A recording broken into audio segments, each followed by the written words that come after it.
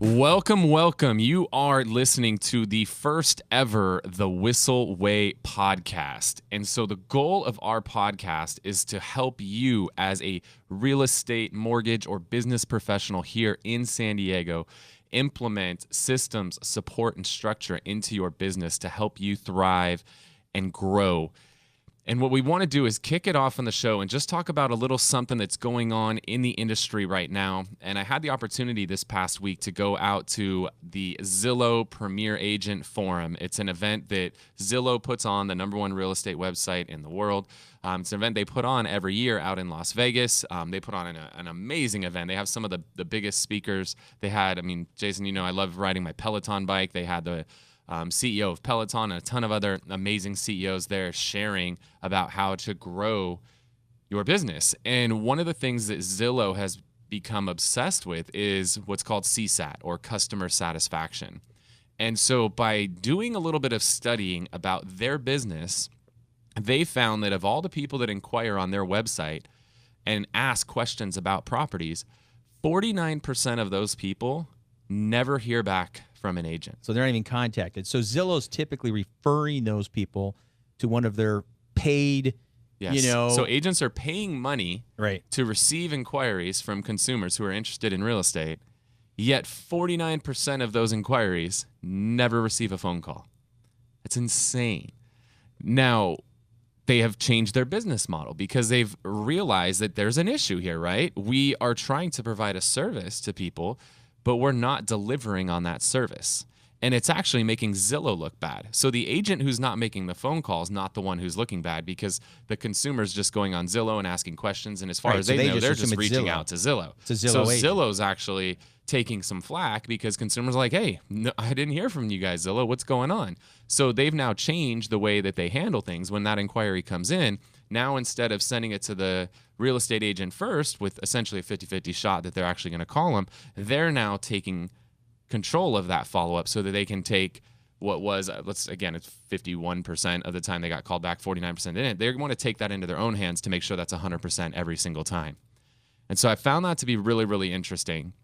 They're also doing customer satisfaction surveys all the time on all of their clients. They've had millions and millions of responses on questions to really understand where is it that agents are delivering and where is it that agents are not delivering. What are they doing good and what are they doing bad? Where can they improve? So as an owner of a real estate team, Kyle, how is this good for real estate agents? Is this bad? What's the gist? I think the gist of it is that no matter what your business is, whether it's real estate, mortgage, or anything, whatever business you're running, you need to actually do some customer satisfaction surveys. You need to find out if you're delivering on the expectations that the consumer wants. And now I know I've gone on some of these websites. There's a company, Foresee, F-O-R-S-E-E. They tend to have their little things pop up on a lot of these websites. And I'm the kind of guy where I don't have time for this, and I just move on. But there's a lot of people who do take the time to complete those surveys.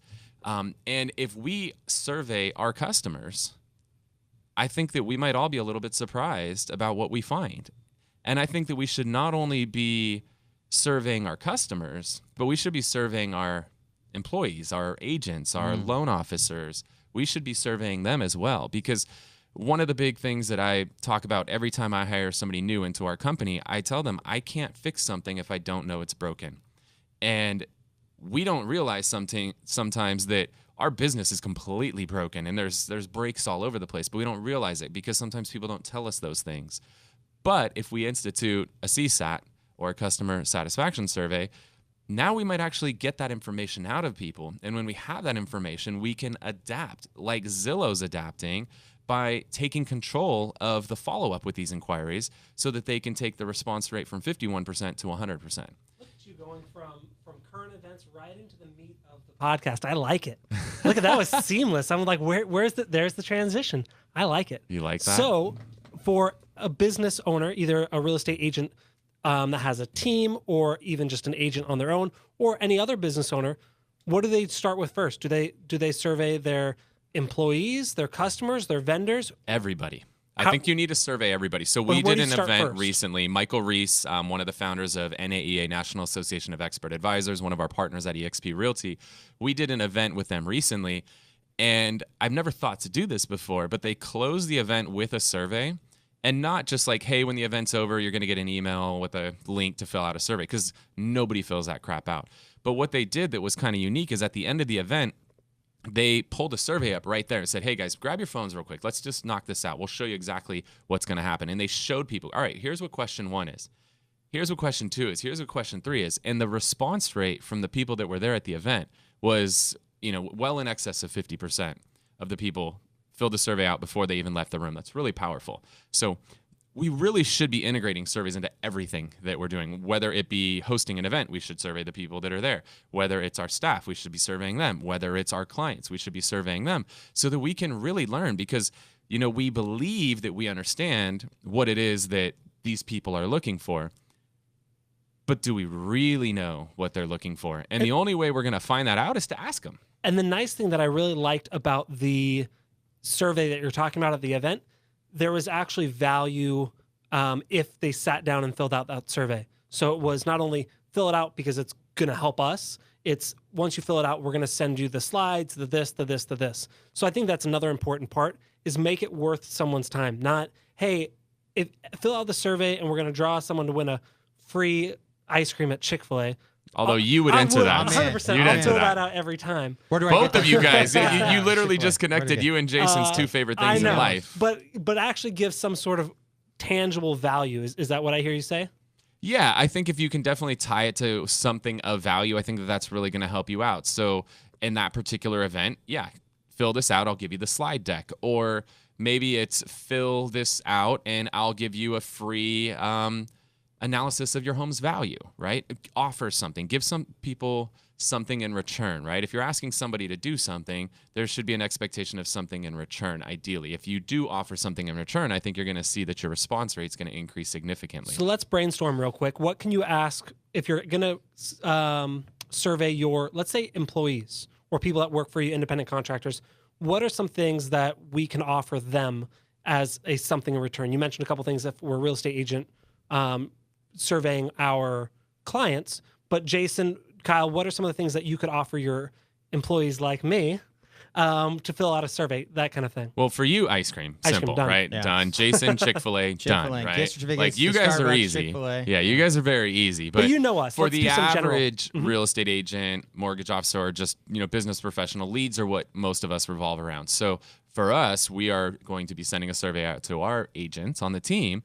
And if they complete the survey, they will have an opportunity to get better leads. And if they choose not to complete the survey, they will not have that same opportunity. So that would be one example.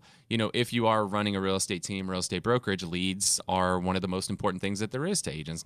Hopefully it's not the most important, but one of the most important things to agents. And so if you can reward agents for completing a survey by giving them more leads, better leads, opportunities at more leads, that is one of the ways that you're going to get people to do it. Now, what is the best question to ask and what is the worst question to ask?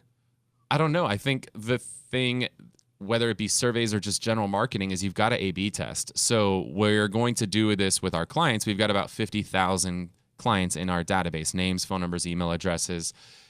People that are interested in buying, either buying or have been selling. or currently interested. Yeah. Yep. So rather than just sending a survey to all 50,000 people, which would be, it'd be crazy to see how many responses you get. You don't necessarily want to hit that many people in one shot. But what would be ideal is maybe just send 100 with this headline and 100 with that headline. And now you got a little sample of a couple hundred. I mean, with 50,000, we could probably do 1,000 and 1,000 and run it with 2 separate headlines, same audience, 2 separate headlines, and see which one gets a higher response rate. And so then we could see message A, we got 25% of people that responded, and message B, we got 35% of people that responded.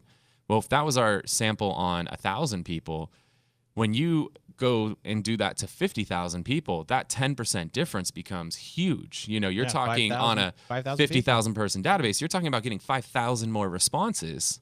And that's because just from one of A/B test. Just Obviously, simple A/B test. So anything that you're doing in business, you should be A/B testing. You don't want to necessarily just throw it out there and hopefully it works. And if it doesn't work, try something new the next week. There are systems. So SurveyMonkey is one of the best survey systems that's out there. You can run A/B test on that. We use something called Ad Espresso when we run a lot of our social media ads, and that has a lot of A/B testing built in. I think even Facebook on its own has A/B testing built into it now. So when you're doing marketing, again, whether it's an ad on social media or whether it's a customer satisfaction survey, A/B test. Don't just take your 50,000 person database and blast out a message to all 50,000 people. You definitely want to A/B test it and see what's working. And if you, let's say they both come back at 25%, maybe send another 1,000 and 1,000, see if it changes, and try until you see that there's a clear winner. And then once you see that you've used a large enough sample size, you find that there's a clear winner, then dive deep on that. And I think that that can really change the way that you run your business by actually taking into consideration the things that people are saying about your event, you as a leader, or you as a real estate agent. And then by using that A/B testing, then we can get a lot more responses on that as well. And the more responses we have, the better that's going to make us. Perfect. To finish up the segment here, Jason, I'm going to ask for 30 seconds. I know that's tough. 30 seconds. Best business tip for a business owner. Best business tip. Something you've implemented or used this week. Something that that you can share your 30 plus years of experience in a field of being a business owner. You know, I think surveys are amazing, but I think also just calling at the end of a transaction and just going, "Hey, Mr. or Mrs. Lee, what did we do good?" You know, personally hearing it, right? Okay. What did we do good? What can we done better? You know, thanking them for their business. And it's amazing how many people just take that business for granted. And I know a lot of us get busy and sometimes just forget to do it. Perfect. So so Kyle's talking about systematically doing it, especially with a big group. You're talking about bringing it down, personalizing it. Yep. I think that's fantastic. Kyle, you have anything that you've learned or implemented this week that you can say, hey, this is a great way to build business, build culture, anything like that? I think that's essentially what we just did, is went over the big things that I've learned. But what we're going to do with that is really to work on our core values as a business, because I know that we need to really identify, as we're here at the end of the year, it's really good to reaffirm what your core values are and maybe adapt them as you need to, so that as you head into 2019, you can really have a strong sense of identity internally and externally within your company and with your clientele. And so I think that that's something really big that you can do by utilizing CSAT, or customer service satisfaction studies. So just want to thank you guys so much for tuning in to the first ever episode of the Whistle Way podcast. If you found this information valuable, you want to continue to learn, we would love for you to join us on our Facebook group, The Whistle Way. You can just go to thewhistleway.com. Whistle is spelled WHISSEL, thewhistleway.com. That'll direct you to our Facebook group. Love to continue learning and sharing with each other so we can all grow our businesses. Thank you so much for tuning in. We'll talk to you next week.